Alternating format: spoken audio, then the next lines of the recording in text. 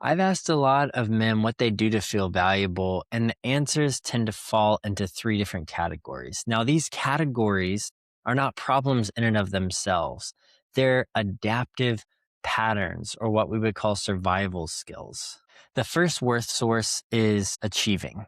What this looks like behaviorally is the guy that goal chased and he feels the need to be impressive, to show off the title, the car, the apartment, the wardrobe, whatever it is. And the internal logic that this person deals with is I produce, therefore I am. And the value is conditional on the output they achieve. It develops in environments that respond to performance. The parent who attention follow results. Hey, you better be an A plus kind of student. You're the kind of guy that is captain of the football team. Whatever apex accomplishment in the environment you were raised in told you to do, you did it. The issue is when you become an adult, the standard keeps moving. There's no achievement that permanently quiets that question underneath. And the things that once seemed so sexy and in vogue and in demand start to fall away. And you realize, what's the worth behind this? Worth source number two is working hard. This is the guy who's on the grind, the one who equates rest with weakness. The internal logic here is effort is the currency of value. If I stop, that's dangerous. I have a concept that trauma makes you the victim or the hyperhero. This is the hyperhero, the guy that takes on too much responsibility, works too hard, and doesn't know how to rest or take a break.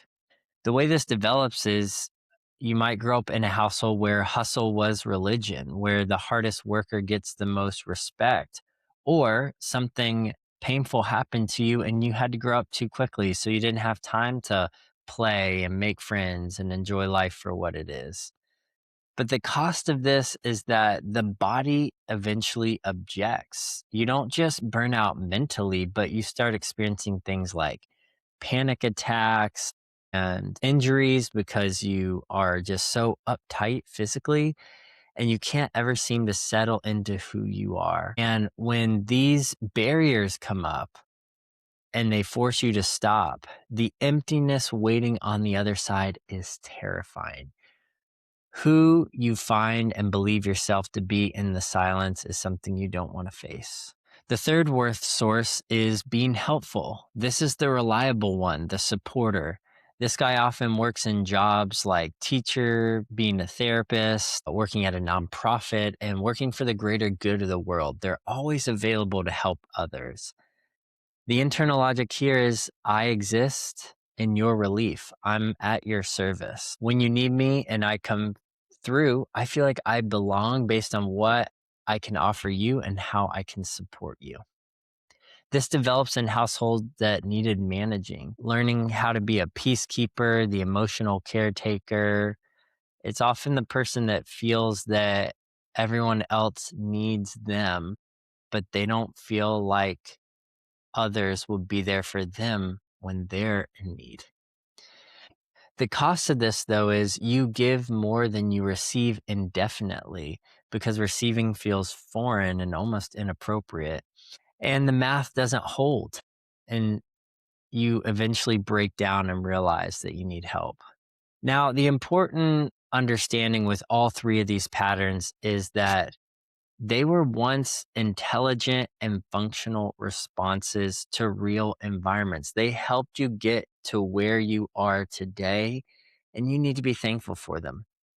And in some ways, you didn't choose them, you just subconsciously developed them. They became a part of who you are, and again, helped you get to where you are. And for that, there needs to be gratitude. The issue is, you're not that same young man anymore. You are a fully functioning that needs to develop new skills in new ways that give new outcomes. The way you want to identify your pattern is asking yourself when something threatens to be removed, excuse me. So, how do you replace these patterns that have meant so much to you? Well, the first step is identifying which one you most relate to. And the way you may identify with one or more than one is going back and listening and asking, where did I feel resistance? If someone were to take away my achieving, my helping, my work ethic, would I still have value? And if you feel threatened to any degree, AKA you have some sort of fear that feels like it comes up, then that's your answer. That's the one you need to tune into, pay attention to, and sit with. Now, this has been running on autopilot for years. So while you may start to become aware of it, it's certainly not going to change overnight. But if you found this helpful and you feel like, I want to learn more, please join me tonight for a free workshop on work and worth. If you can't make it, we also have one next Wednesday night as well, both 8 p.m. Eastern. Thanks.